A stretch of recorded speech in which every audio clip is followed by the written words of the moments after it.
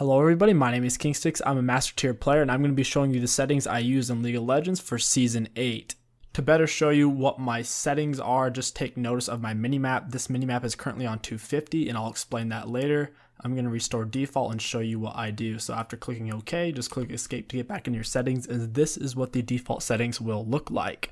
The first thing I do whenever I am changing my settings to what I use is I do quick cast all. I like to be able to use my spells and items quickly without having to double tap or press a second time. The next thing I do is turn off replace quick cast with indicator. I find it very annoying. If you're wondering what it does, basically, so I want to use my W, and when I go to press it, it comes up with the indicator, and when I let go of W, it automatically uses it. I find that very frustrating. However, if you are a newer player and don't understand ranges of your spells, or have trouble using them, this might be helpful, but for me, I find this really annoying, so I go ahead and turn that off.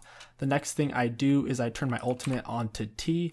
The reason why I do that is because under player movement, on the second one, attack move click, I put it as R. For me, this makes it very easy for me to kite enemies with ease, especially since I play a lot of Twitch jungle, and I'm trying to transition more over to carry roles. I find it helps me out quite a bit.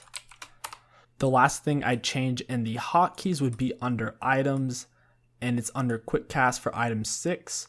I put it on my mouse button. My mouse button happens to just be the number 9, and then I click OK, and then let's pretend this was Bork. I could put it right here, just click my mouse button and use it. I typically do this whenever I play Warwick and I buy Tiamat.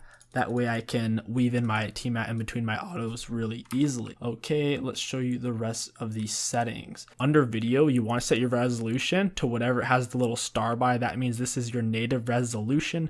Now, if your computer or laptop is really shit and you can't even get up to 60 frames, you might want to lower this a little bit, but ideally you want to have it on the one with a little star by it. If you struggle with differentiating colors and you're colorblind, definitely turn on colorblind mode. If you do struggle with certain colors like blues and greens, this can help you out a lot. Otherwise, you're not going to be able to see certain spells or abilities. There's no reason to turn off eye candy. It's basically just little stuff around the map like this critter right there. I think it's kind of nice and adds some spice to the game. But if you are struggling with your quality and frame rate, turning this off might help out a little bit. For me, I use borderless because whenever I record, I use OBS, and OBS can't use full screen, it messes it up. However, if you're trying to get the maximum quality and maximum frame rate out of your computer and out of League of Legends, you'd be better off going to full screen 100%. Under graphics, I put my character quality on high because I have a really good graphics card. I do effect qualities on high, but I could easily go to very high. Environment quality on high. And for shadows, I just leave them off. I feel like they don't really help me in the game whatsoever. They also tax my graphics card, and whenever I'm recording, which is whenever I play, it's a pretty big toll on my graphics card and my frame rate can struggle at times, so turning shadows off definitely does help out a lot with your frame rate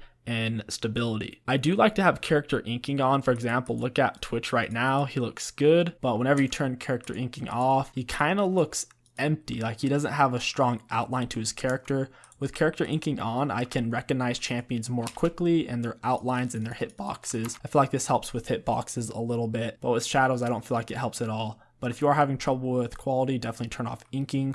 Under frame rate, this completely depends on what you can handle. In general, more frames equals better. However, after around 200 frames, you're not going to be seeing any rise in quality. If you have a really bad laptop or a computer, you really want to be shooting for at least 60 frames per second. If you're not getting at least 60, it's going to be very choppy, especially in team fights. You're going to have trouble clicking accurately and getting off your attacks when you need to. If you have a good computer or laptop, but it's only 60 Hz refresh rate, it is still better to get in more frames because it will overall increase the accuracy and refresh rate. It'll help stop things like stuttering. So even if you do have a 60 Hz monitor, but you have a good laptop or computer, bumping it up to 80 or 120 can be really helpful. In my case, I have a 144 Hz monitor, so I just put it on 144 FPS. I find it works really well for me. If I was trying to get the ultimate performance and I wasn't worried about recording, streaming, or any of that, I would just go with full screen and probably do uncapped. The thing you guys need to keep in mind is having more than 144 frames is barely noticeable. The biggest difference you'll see is the difference between 25 to 60 frames. It's absolutely huge. And then still a pretty big difference is from 60 frames to 120 frames. But after around 120, 144 frames, the advantage and difference that you're actually going to see becomes very, very small. So in general, if you have a bad computer, try to get at least 60 frames. If you have a better computer, try to get as many frames as you can, but don't feel bad, but don't feel pressured into using uncapped. The last two settings I was actually wrong about in my last video on my settings for season 7, and that is anti-aliasing and wait for vertical sync. If you have a good computer, theoretically, you should be using anti-aliasing. It helps with little jaggies and jaggedness. Personally, I don't mind jaggedness, and it kind of helps me play since I'm so used to it. Whenever I have it on, it feels weird. But if you do have a better machine, theoretically, it would be better to have it on. I personally don't like it. However, with vertical sync, if you're talking to anybody who cares about quality, like professional gamers and who want very little input lag, they would highly recommend you to stay away from vertical sync. All vertical sync does is stop your graphics card from putting out more frames than your monitor can technically show at once. So if your monitor is 60 hertz, if I were to put on vertical sync, it would cap my frame rate at 60 FPS. For example, I'll put it on uncapped and I'll be getting around 200 frames. My monitor's refresh rate, its hertz, is 144. So I have it on cap right now, but if I put on wait for vertical sync, check this out, it'll go to 144 exactly. One big issue with VSync is your graphics card isn't 100% consistent, and getting it to communicate with your monitor completely accurately by using vertical sync can actually cause a lot of stuttering and input lag. I've personally experienced this. I used to use this setting way back then, but whenever I turned it off, I was like, holy crap, this is a lot easier. Just keep these two settings off. Try to get as many frames as you can, but ideally get at least 60 frames. And you don't really worry about uncapped. Uncapped is really unnecessary because any frames after around 120 isn't very noticeable at all. And if you run uncapped, you're going to be running your graphics card into the ground. It's also going to possibly drop more because if you don't have good airflow in your computer, if you put your computer together poorly with cords and cables going everywhere, if hot air is getting trapped, it can be harder on your graphics card. So in general, just stay away from uncapped. All right, now moving on to the sound settings. I like to put my master volume at 50 and my music volume at 50. Everything else I leave at 75. I find music volume doesn't help me that much, but if I turn it off altogether, it does mess up my play. So master volume 50, music volume 50, and just leave everything else at 75. And if you're a true G, you'll turn the theme music back to classic. I'm just kidding, don't do that. Okay, under interface, this is where I actually do make a lot of changes. So I like to change my HUD size down to 0, and your HUD size is basically this right here. It's where you see your champion, your spells, and your items. And I don't like to have this very big because it gets in the way of the game if you're ever fighting somebody. If you have your HUD size on 100, look at the size of that. That gets in the way. I hate it. Next, I lower my chat scale down by a lot. I don't like my chat scale very big at all. I keep it at 0. So if you look at my chat right here, it's very small. That way I'm not focused on reading it and rage typing to teammates. So I just keep it right here by my mini map. The next thing you might notice, like I said at the beginning of the video, the massive size of my mini map. I like it this big. That way, whenever I'm moving across the map, I can look at my mini map and get a good idea of what's going on. Or I could just use my F keys, F2 through F4.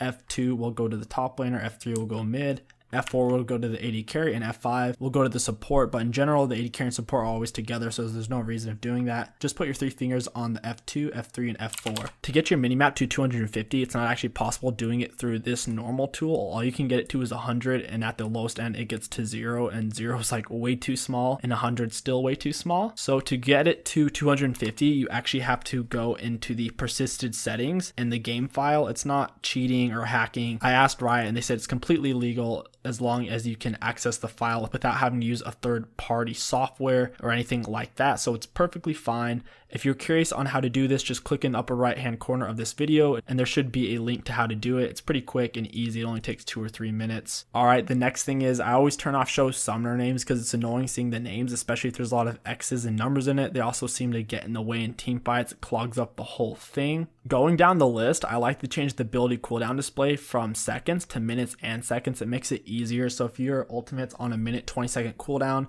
instead of having to do the math of, oh, it's 80 seconds, that's minute 20, it'll just say at 1 minute 20 seconds. I think that's a lot easier, especially when you are in the heat of the game. You don't want to have to be doing this side math and figuring out when your spell is going to be up or maybe when their flash is going to be up, that kind of thing. The next thing I do is I put my minimap on the left side because I'm left eye dominant. If you're right eye dominant, of course, just leave it on the right side of your screen. The next thing I do is I turn on show timestamps. That way in chat, if I want to say Graves Flash, then you can just look at the timestamp. I set it at 3:33, and you know Flash is on a 5-minute cooldown, so you could say, oh, Graves Flash is up in 8:30, so it's a lot quicker this way if you're in a hurry. Also, if someone types something, you have a general idea of when they said it rather than wondering, oh, when did they say that? So turn on your timestamps, and also I like to mute enemy emotes because emotes are tilting as hell, and I don't want to see that shit in my game.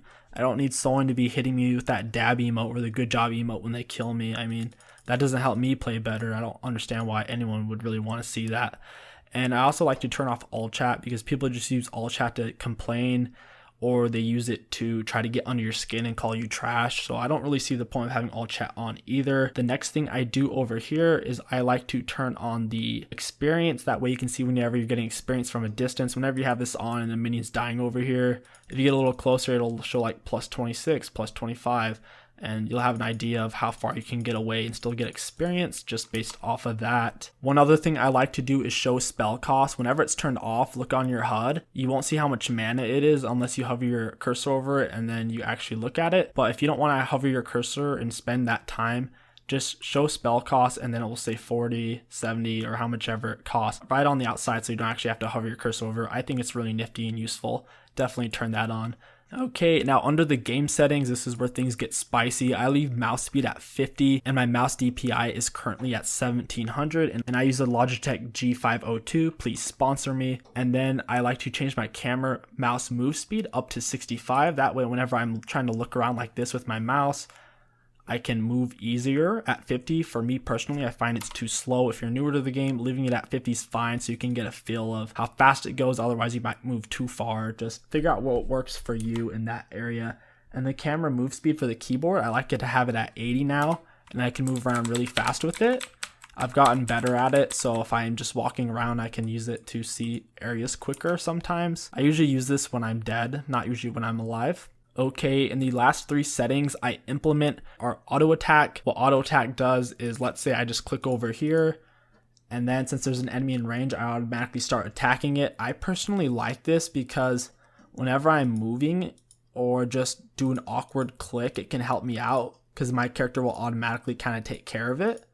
So other people don't like it because they'll be waiting in a bush and they'll accidentally attack an enemy. But if I walk over here and then just press S, so S is for stop. If you just press S, I won't auto attack automatically. Just press S. So I'll go into the bush, press S, and then your champion won't do any command until you issue it.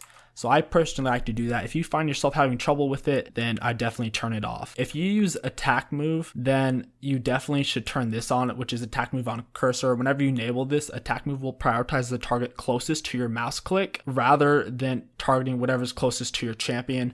If you don't turn this on and you're using attack move, it's going to attack whatever's closest to you. So even if there's a character past this dummy that is like 200 health and I want to shoot him real quick, it's going to automatically shoot this guy, even if I path over there. So I would definitely suggest turning this on. But if you're using attack move click like me, you won't even have to mess with that. But the point is, you should have control over how big your minimap is. And that's what I want you guys to do, is to make it bigger, get more map awareness. If you guys enjoyed this video and want to support the channel, don't forget to like, comment, and subscribe. My name is KingSticks. Thank you for watching, and I'll catch you guys next time.